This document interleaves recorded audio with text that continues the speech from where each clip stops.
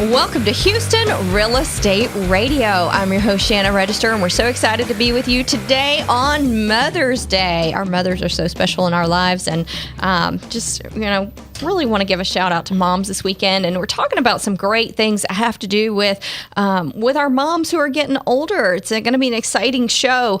You know, we have every week, we really try to bring you a lot of information that can help you with your real estate transactions. And then some weeks we just bring you stuff that we hope will help you wherever you are. Like we brought you a lot of stuff on flooding when the floods happened. And so we really try to educate you with a lot of great information. And so today we're talking about assisted living services. We're going to be talking with Ken Halbert from the Village of Glenlock Farms. They're senior living. They have assisted living that goes from little to no assistance all the way to 24/7 care for people who are aging in place. So they give all different levels of service, which is really great for those seniors who really want to be able to lock their door and go tour the world, go on vacations, and just go travel and come back and know that their house is safe, their mail's been picked up, everything's been taken care of. So they offer some really great facilities. And then we're going to talk with Michelle Longerin, and she is with the Community Associates Institute, and she's with the Greenway Condominiums. And she's going to talk to us about high-rise living,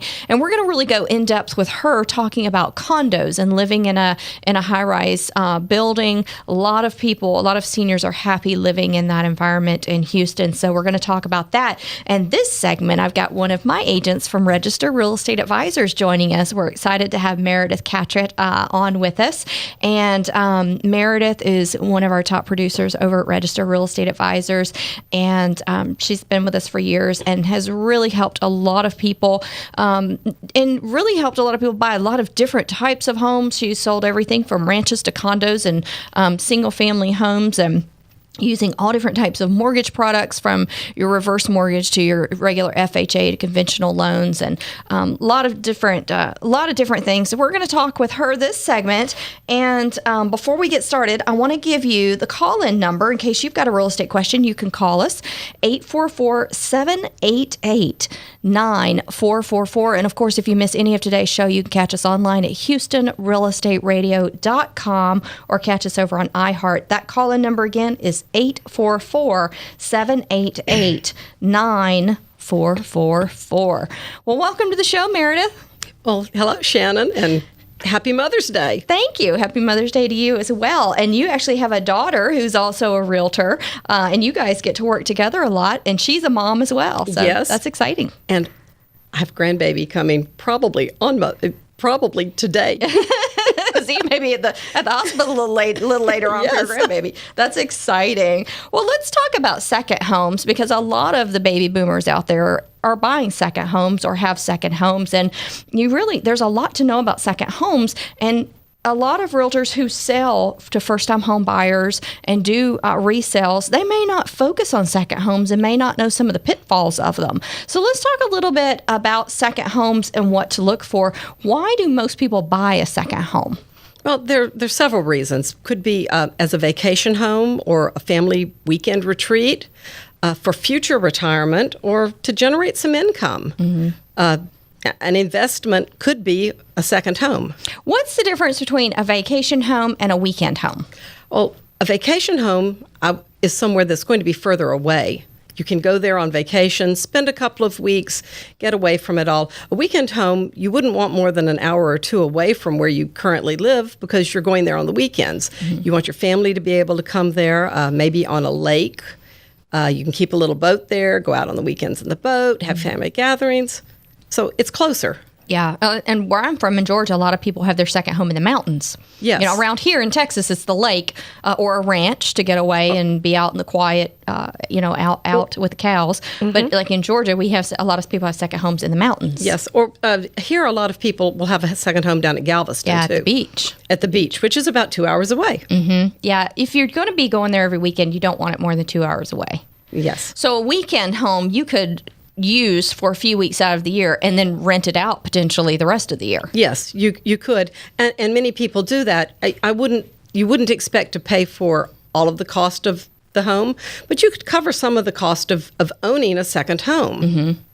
Let's talk a little bit about future retirement. You know, a future retirement home. So if you're going to buy a house now that's a lake house, and you know that one day it's going to be your permanent home, though, you want to retire there later on, what are the kind of things that you would want to look for in that home to make sure that it's going to qualify as your retirement house?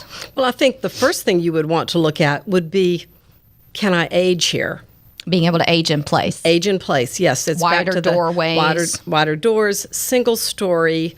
If it has carpet now, can you put in hard surfaces if you need to? Mm-hmm. Friendlier for walkers or wheelchairs. Mm-hmm. Can I reach the cabinets? So for aging in place, I think that's another thing you need to look at would be, is it accessible to quality health care? Yeah, that's important. Mm-hmm. In the Houston area, we have fabulous health care facilities within a couple of hours, but that's not the place everywhere. Yeah, you don't want to have to go to downtown Houston if you're on Lake Conroe. Right. It's too far. So what's great, though, is that they have satellite offices. You know, like MD Anderson has satellites in the Woodlands. So you want to make sure you have those satellite offices close by to where you're going to be living. I think another thing you'd want to look at is, say, I'm living here and something happens and you need to get a part-time job. Is it someplace you could pick up a part-time job easily? Yeah, because there was a lot of that going on when the economy took the downturn. A lot of people who felt like they were eternally retired went back to work part-time. Exactly. Yeah, so make sure there's some kind of place where you can go to work and do some kind of part-time job. Okay, we talked about the difference between a weekend and a vacation home, and right now, when you buy a second home, you may want to just use it as a rental property and then use it as your retirement home later on. Let's talk about the difference between a condo and a single-family home, and we're going to really dive into condos and high-rise living later in the show. But what I really want to talk about right now is just the difference between buying a condo and buying a single home, and kind of the things that you need to think about and be aware of as far as maintenance. Well, a condo, the maintenance is going to be lower. Your condo associations usually take care of the building and the grounds. If you're buying a condo, you should make sure you can live with the homeowner association's rules. And the neighbors. And the neighbors. And the neighbor's dog. What are you going to have to do to sell that condo? At some point, you may want to sell your vacation home. So you do need to look into that. A single family home is going to give you more privacy. You're going to have to take care of it yourself, though, or make arrangements to have it taken care of. Especially the lawn, or if it's got a pool. It's a lot of maintenance. It is. Every time those light bulbs go out, somebody's got to change them. Right. Well, that's the great thing about a place like Glenlock Farms is you can move into a little single family residence or a condo there, and they take care of all the maintenance for you.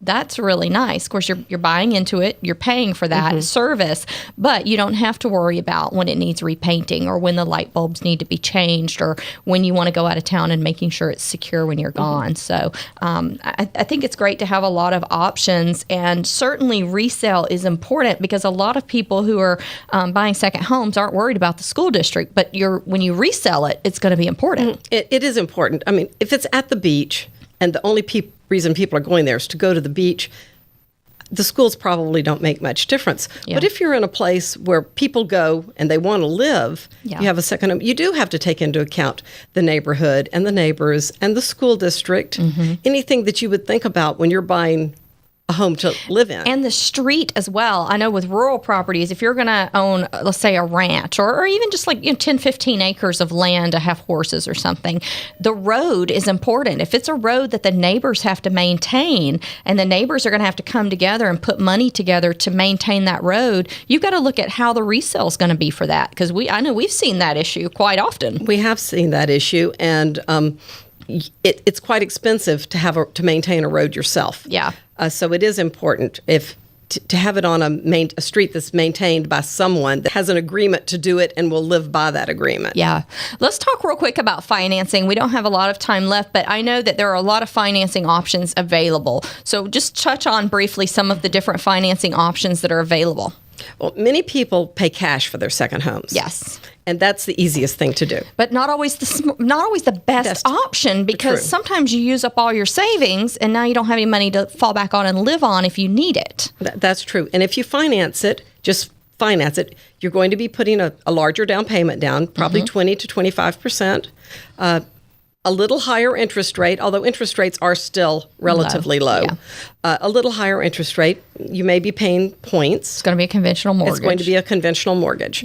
Another thing, that if you own your primary residence outright or have a lot of equity in it, you could cash out your do a refinance. Do a refinancing on your primary residence and buy the second home with that. And that's usually, and that way you're staying with the low interest rate. There's also home equity loans. Yes. If you need, if you want to take a chunk out of a home equity loan and then take a chunk out of savings and put it together to purchase, you can usually get a low interest rate on your home equity loan. Yes, so you can do that. Yeah, I hate it when people pull all their money out of savings and go purchase a property. You want to have use some leveraging tools, Interest rates are just so low. I think you should take advantage of that. Also, reverse mortgage is an option if you're going to make it your primary residence. So if you're looking for a second home and you decide you found a great home that you love and you can make that your primary residence, you could use the reverse mortgage. That's true. And then it'd be a large down payment, but you wouldn't have to put 100% of the cash down. It's usually about 50%. I think so. Yeah. There's a great reverse mortgage out there called the HECM loan. It's a great program. If you need that program, certainly give us a call. We can get you to the right person on that because that's a great program that they offer. I think that it's just good to make people aware of all their options. I think that this is good just to talk about all the different options that are out there for people who are looking at second homes. So we appreciate you coming on, Meredith. Great to see you. Thank you for having me. Great to see you. Hope you have a great Mother's Day, and maybe you will have a baby today, a grandbaby. I hope so. All right, we'll be right back here on Houston Real Estate Radio. Enjoy your Mother's Day, and if you missed today's show and you want to catch it online, just go to HoustonRealEstateRadio.com.